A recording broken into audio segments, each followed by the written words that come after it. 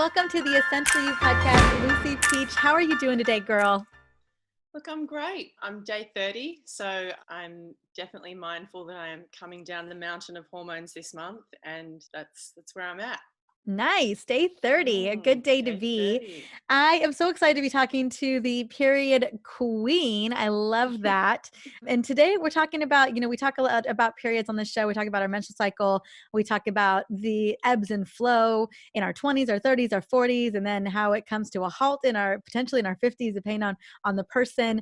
One of the things that I haven't really explored a lot of, and goodness knows, girl, I know that emotions come with our menstrual cycle. For growing up, my mom, I used to call her Dr. Jekyll, Mr. Hyde. She would have some pretty crazy mood swings. Mm. And lo and behold, the apple did not fall far from the tree at all. I would say the one defining characteristic of PMS or to the end of my luteal cycle would be my mood swings. And that was one of the areas where I really began to focus on when I finally got menstrual cycle literacy and understanding what was going on with my cycle and my body and my hormones. And I know, although as taboo as it is to talk about our emotions in relation to our menstrual cycle, that a lot of people are dealing with the same things that I had dealt with as well. And so I'm really glad that we get to have this conversation. We get to air it out, so to Mm. speak, and speak into this. How did this come about for you? Like, when was that defining moment for you where you knew you wanted to be the period queen?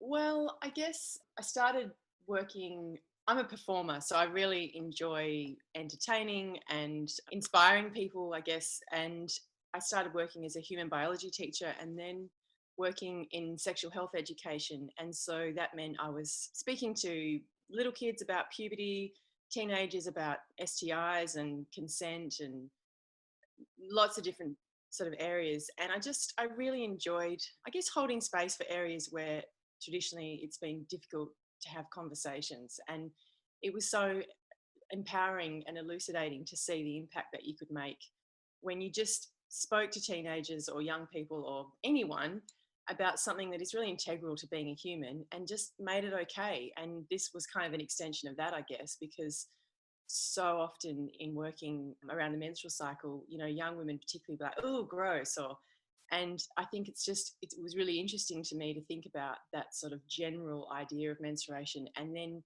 where that lives in your body and how that sort of gets internalized and makes you feel and plays out in how you are in the world. Mm. Mm.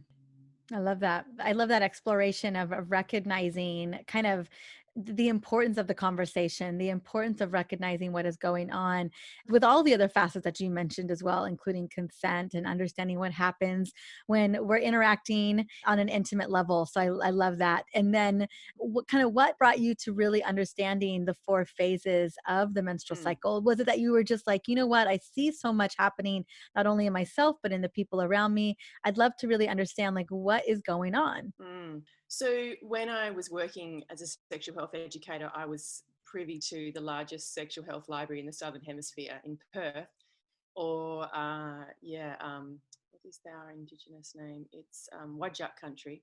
And I was just reading so much about everything. And to be sort of 27, 28 and being paid to learn about all of these things that then inform and empower you was just such a pivotal moment in my life. And I was reading a lot. So I'm certainly not the first person, as you know, to understand the idea that within the menstrual cycle there are four phases.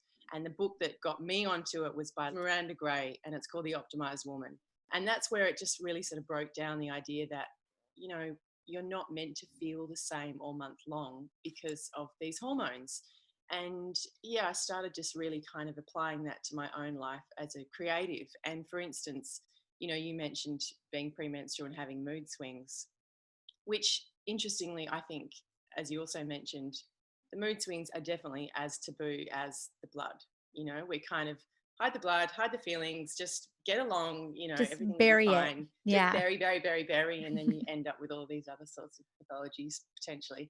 And so, yeah, I realized that, holy cow, I'm quite mean to myself when I'm premenstrual.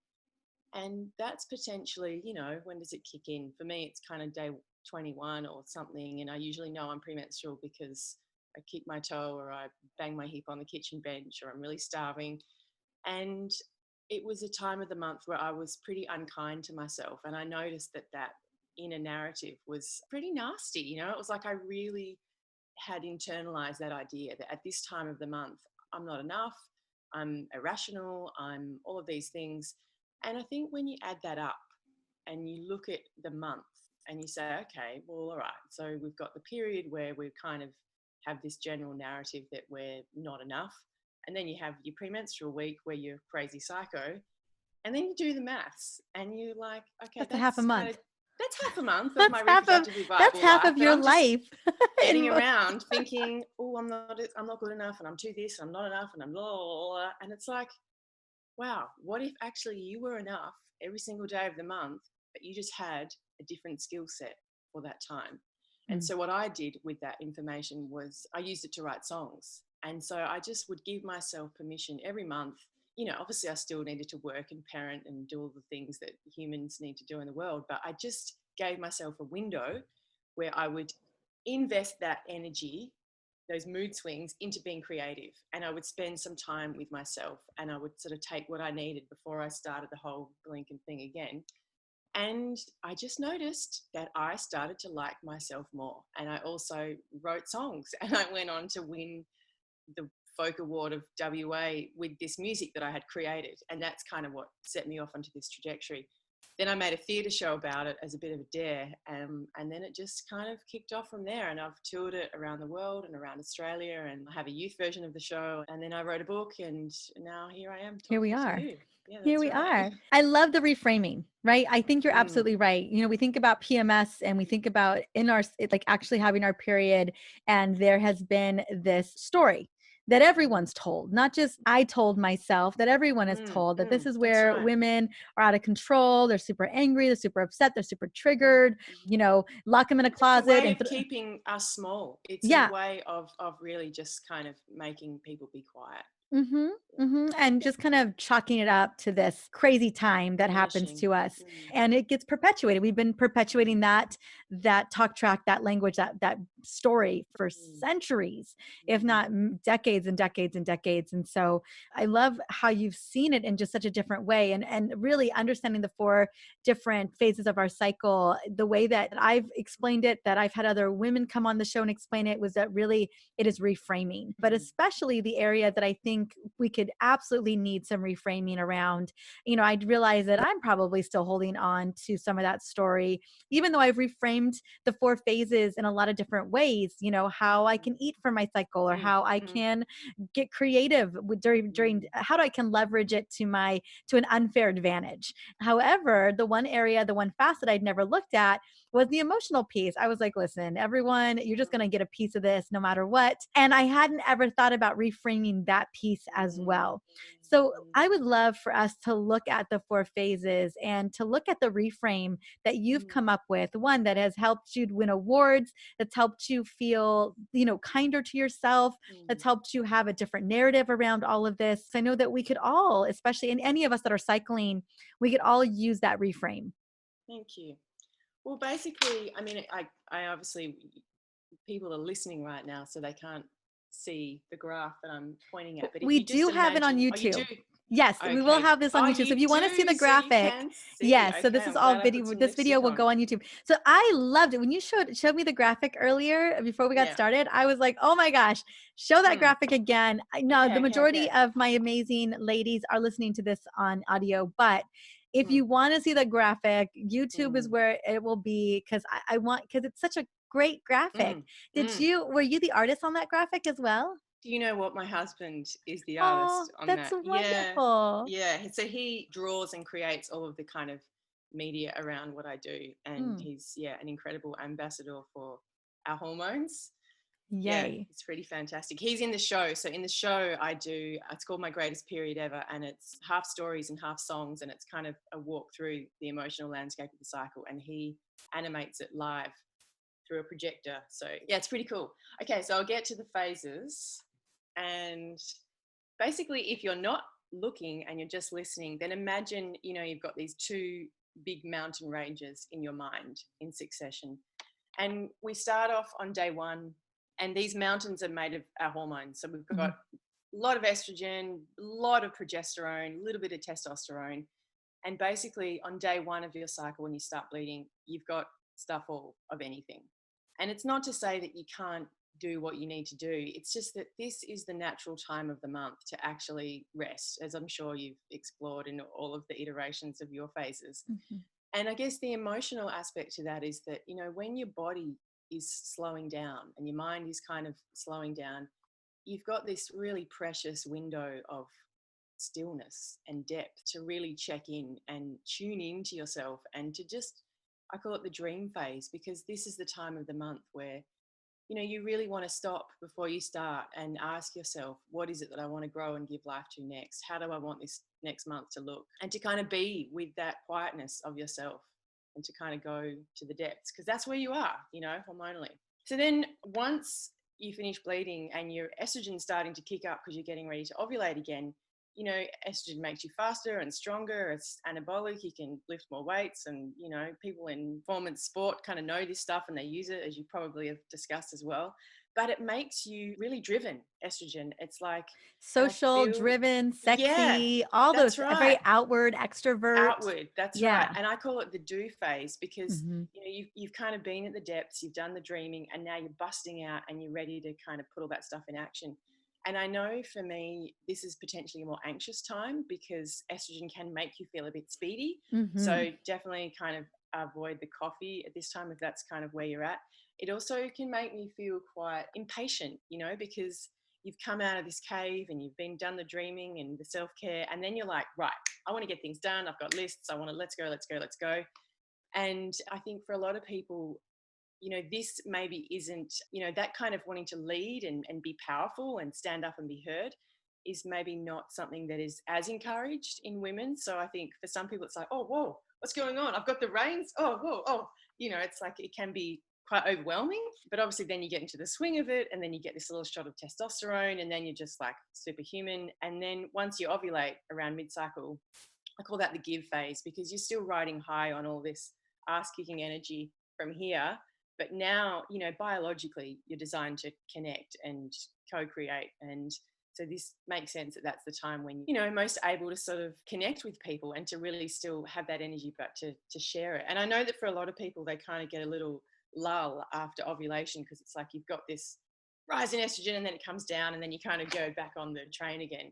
And obviously, you know, it's not a one size fits all. This is a lens to look at yourself through and to really just ask yourself, where am I? What do I need? What is my superpower today? And in terms of reframing, I think it's like, we love these bits of the cycle. You know, we're like, yeah, yeah, Yes. yeah. This is where I'm normal. This is the real me. This is actually, you know, yeah, this is, I mean, there's other bits. I don't know what's going on there, but this is like, but I you mean, I know, can imagine, I understand why they are some of our favorite. yeah, because we're rewarded and we Yes. slay, you know, and Yes. everyone's like, oh, that's, you know, the ideal woman and this is la la la. And, you know, you're so physically capable here and you're mentally switched on and snappy. And here it's like, you know, you've got the world in a string and you're saying yes to everything. And yes, I'll babysit you 7 dogs. And yes, I'll be the president of the PNC and la la. I always say to people here, like, if you're in the give phase and you've just ovulated and you go on a Tinder date or something, you need to be really careful because you will see the potential in a rock. You know, you will just be like, you know, He's perfect. That rock or she's perfect. so stable. Yeah, Oh my such God, a so good great. rock. It's so So good. good to know. So maybe no tender dates when you're ovulating, or to be Look, mindful of how you're looking yeah, at things in the lens. don't make any big ticket commitments in this month. I think Yes. if you're feeling like these random extreme acts of love and affection, just, you know, that's fine, but some things need to be put through a whole cycle. So don't be, you know, going to Vegas and getting married this week. Yeah, just like I wonder how maybe many see. people go to Vegas and get married in that little Wouldn't spot. you love to do that study? I Wouldn't would you love to love do that to just study. be like, okay, before you go in and sign with Elvis, what type of cycle are you this? Yeah. Is it day 15 for you? Is it day 14? Like, what day Yeah, is it? yeah. Okay, and then the part of the Okay, cycle, then, yes, we that right, we the all bit we've know all been about. waiting for. Yes. We all know, that's right. And this is, you know, the most maligned, most misunderstood part of the cycle that I think really cops the most flack. And it's what really excites me because I think there is the most potential for reframing and for redirecting that energy. Because there is energy, you know, it's not like you just want to sit in a corner and look out the window. you have a lot going on. So it's really like, where do you put that and what do you do with that? And just for God's sake, don't turn it in on yourself and, burn yourself with friendly fire. So when you look at what's going on, you started from nothing, you rose up to the great heights here, you ovulated and you had this huge, big abundance time here.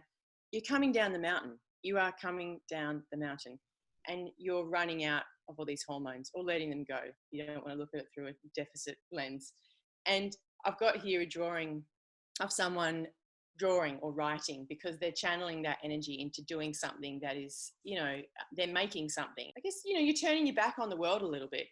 And I call this the take phase because, it can be so hard to talk about all of this stuff with your partner, with your children, with your friends, at work, obviously, where you have to be the same every day because, otherwise you're crazy.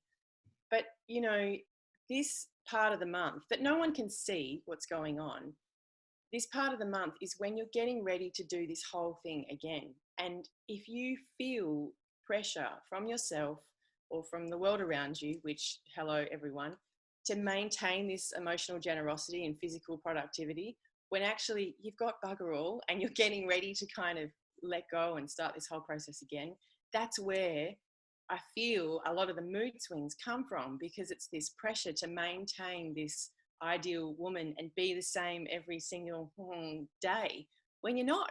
And if you are able to sort of go, in this phase, and I'm still, here to work or do whatever, but actually I'm going to just take myself into that room for half a day and do some editing or, whatever it is, if you could just kind of listen to your body and just acknowledge it a little bit and give it some answers, I feel that a lot of the mood swing stuff is really abated, because it's like when, someone's saying that's blue and you're like, no, that's red. It's kind of a little bit crazy making, because your body is smart.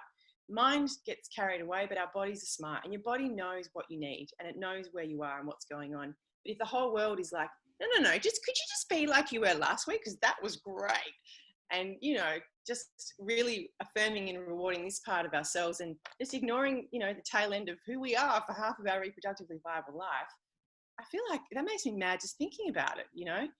And so it's like, how can we use where we are for good, or whatever you like, but to really just acknowledge what's going on and then kind of integrate a little bit of that into the world.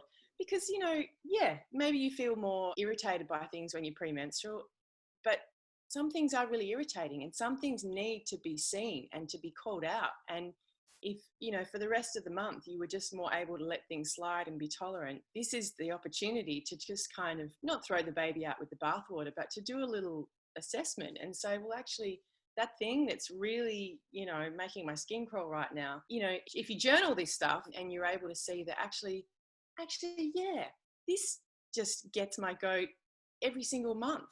If this is your body talking to you and saying, actually, Marisa, I'm sick of the way that person speaks to you. And maybe you don't address it right now when you're day 30, but it's like, what is that thing? And what am I being called to listen to and respond to?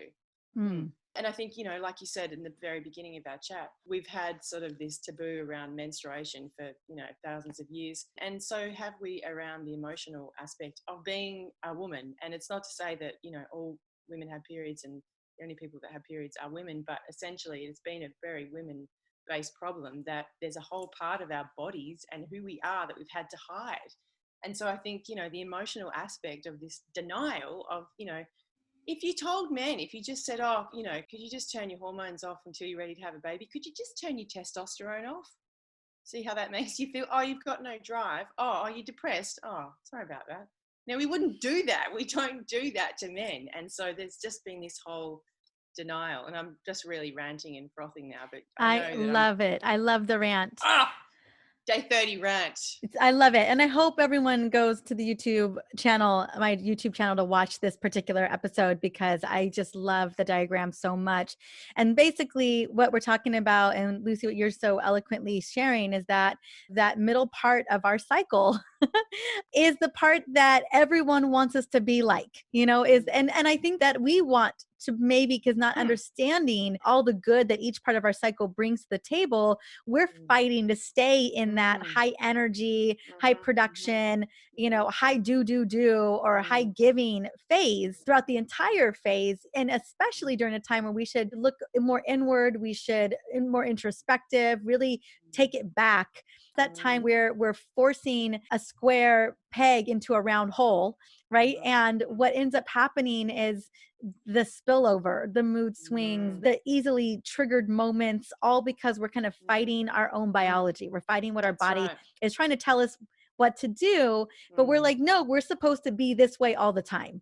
And Mm. by God, I'm going to figure out how to stay this way. If it means I'm going to Mm. snap at everybody in the interim. Mm. Whatever that Mm. looks like for Mm. each and every one of us. And Mm. so that can be a struggle. One, Mm. self-awareness is such a Yeah. big piece here. And I know listening to this, and I know so many women listening to this right now are like, oh my goodness, aha. Mm. Like I see this, I get this. Mm. Self-awareness is that first step, right? And Mm. reclaiming, Mm. just saying, you know what, I get to own all parts of me. And That's right. no matter what it looks like, I Mhm. want to be my authentic self. I want to Mhm. cue into what my body is telling me to do. Mhm. And there's something to be said, mentally, and understanding that. Have you learned in all of the conversations, especially with you performing this beautiful show? I'm sure so many women have come up to you afterwards, and I'm sure you've had so many conversations. Are there ways in which we can embrace and Mm. make that switch? Because if I've been Mm. like this other way my entire life, Mm. I can imagine, even though I understand now what's going on in these phases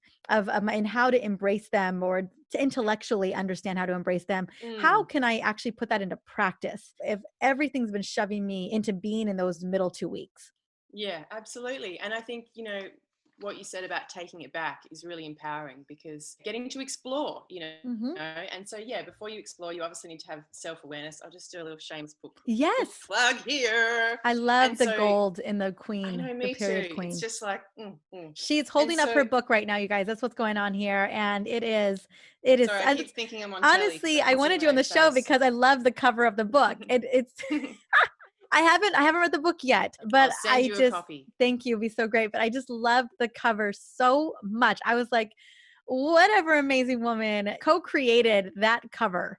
I gotta have her on this show because it is so fierce. It's such a slay cover.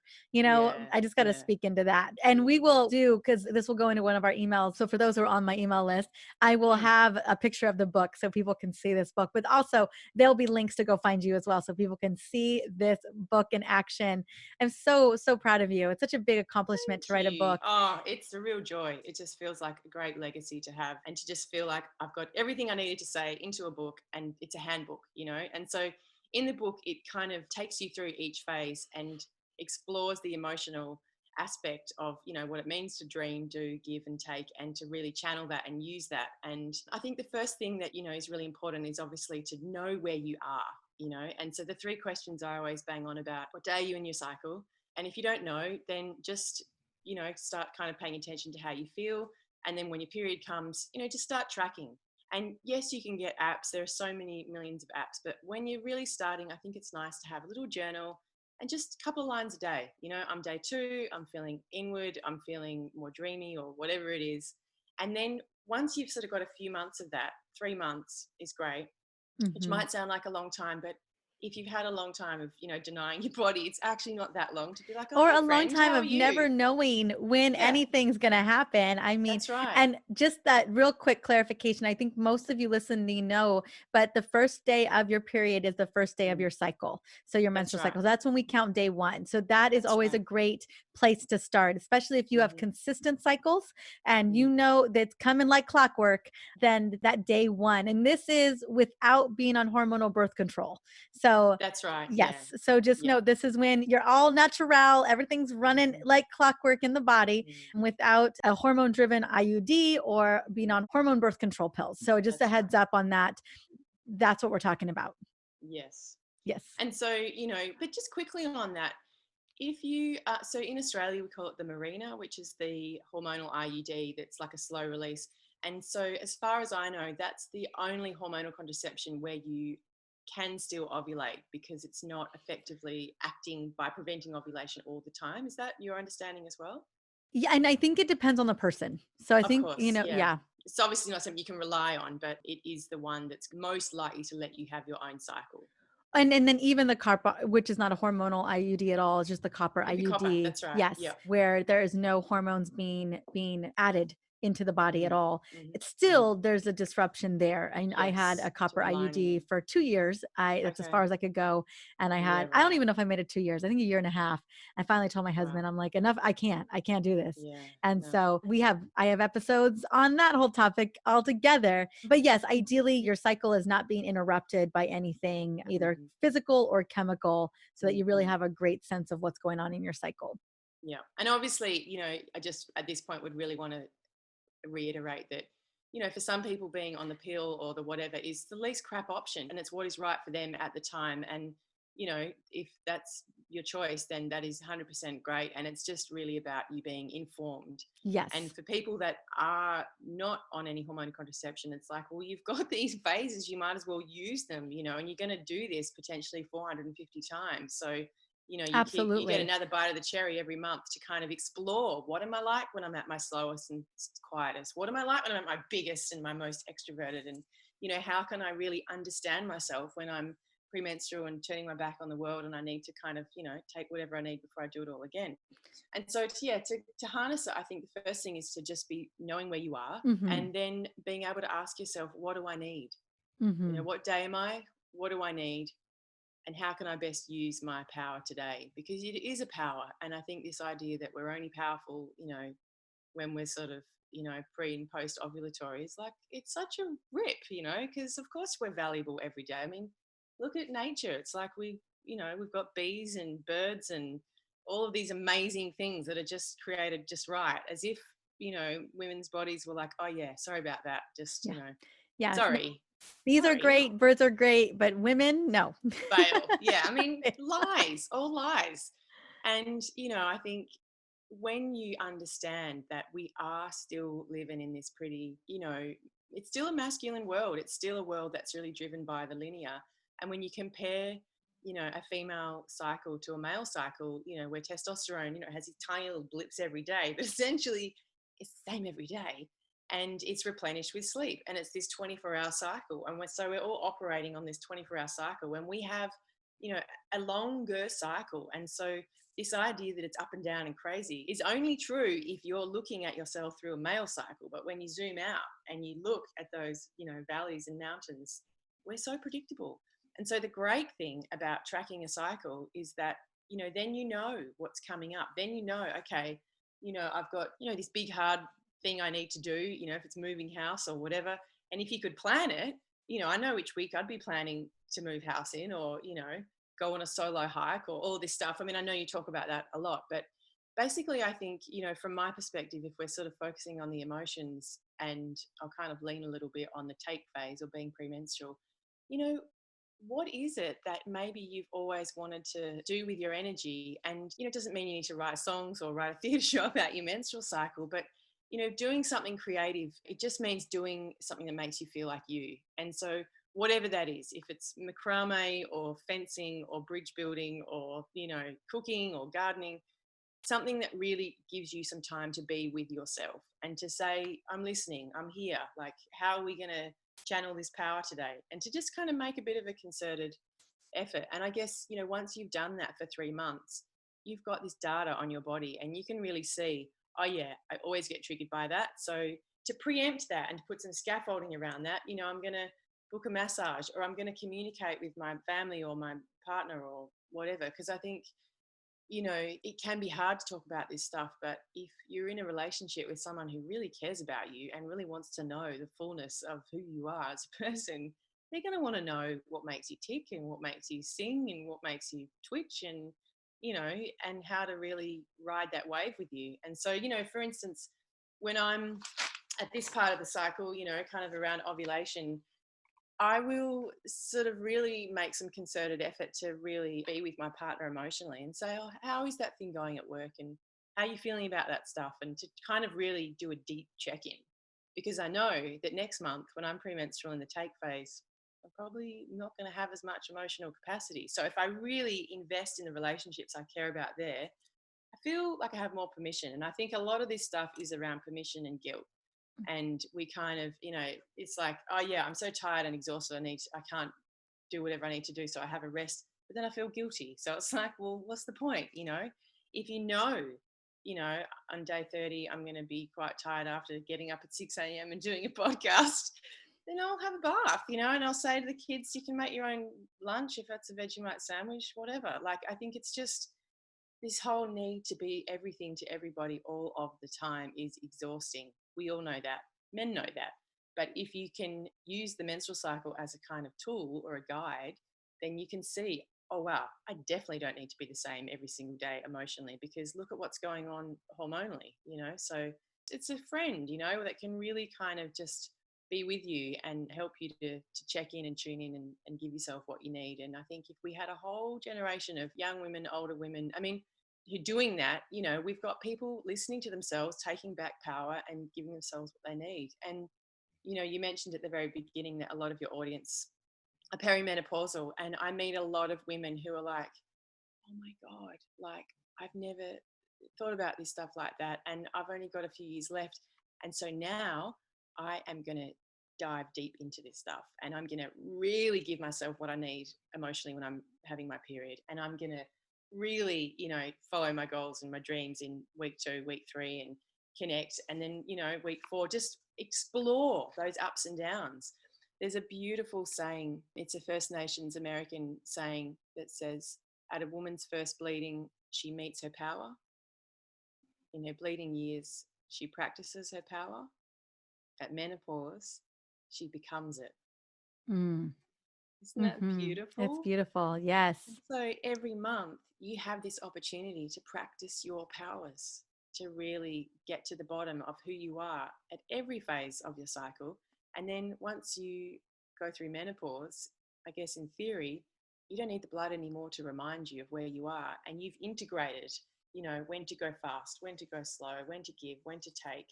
And you become that power. I mean, that's fierce, and I know it Mm. can be a bumpy ride for some people, but I'm just like, yeah, bring it on. I want the power.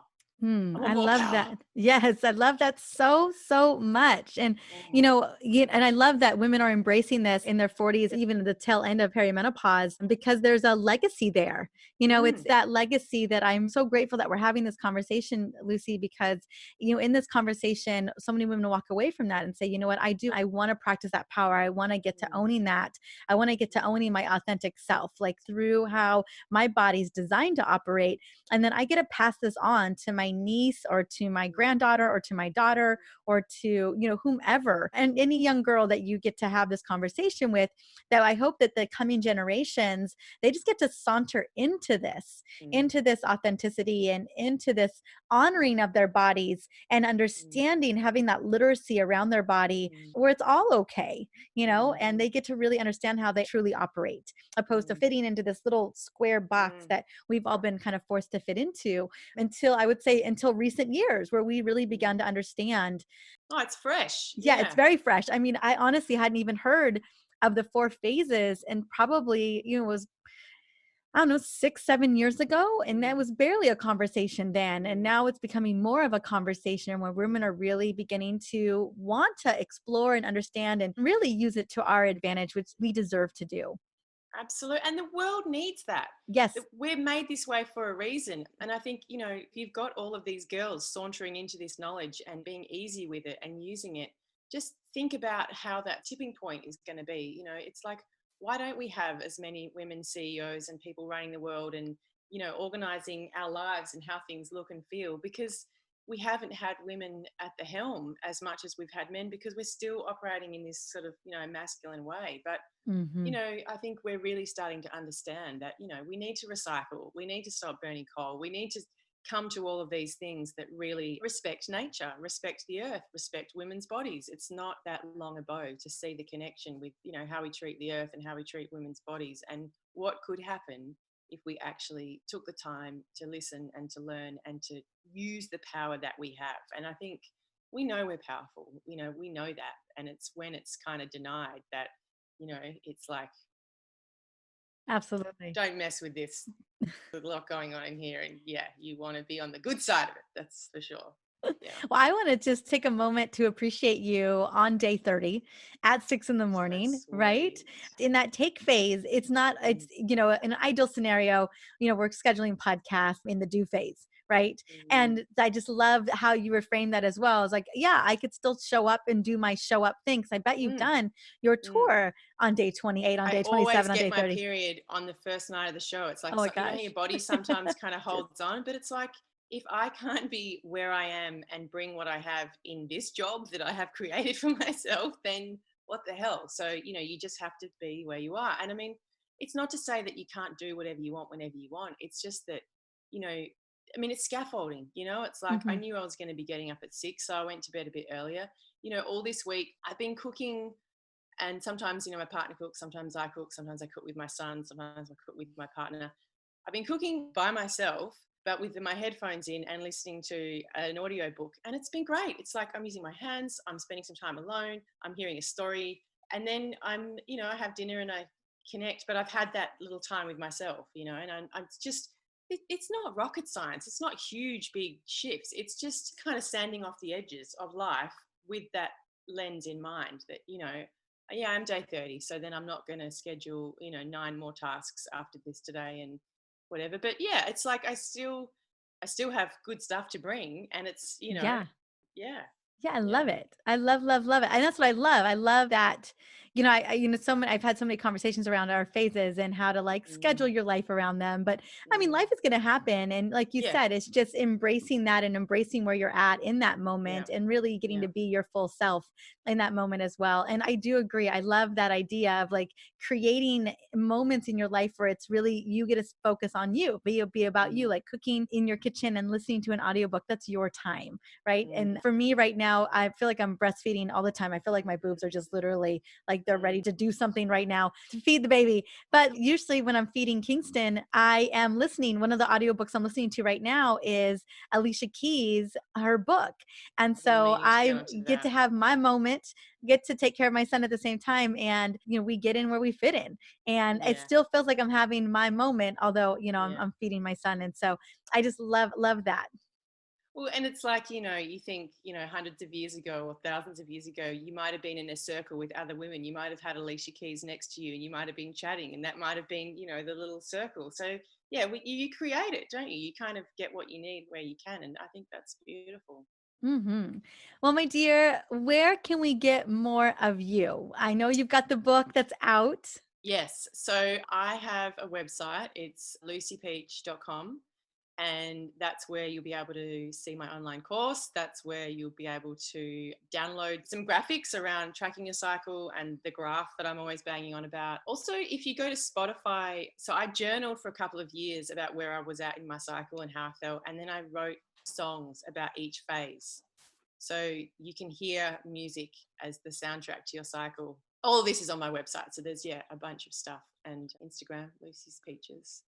And yeah, it was so great to speak with you. And I love chatting with people on the other side of the world, different time of day, different part of our cycle. And it's this thing, it's like this force that is just finding its way, around the world, and joining people up. And yeah, thank you so much for having me. I've just, yeah, really enjoyed speaking with you. And I wish you all the best with Kingston and your breastfeeding cycle. And, what I really love is hearing from people when they say, oh my God, I've been breastfeeding and I've, been pregnant and la la la. And I just got my very first period, and I'm like, oh, that's your body, like just coming back to you. And it's such a special thing. I always think, yeah, when that comes, like, yeah, I hope you do Yeah, something it's really it's so lovely for crazy yourself. to be in this continuum of no cycle, Mm, mm, and I just have no idea when it's coming back. So we'll see. And yeah, I am excited because I avidly tracked my cycle for years and mm, understanding it and mm, understanding my emotions and the chemistry and kind of where I was mm, in my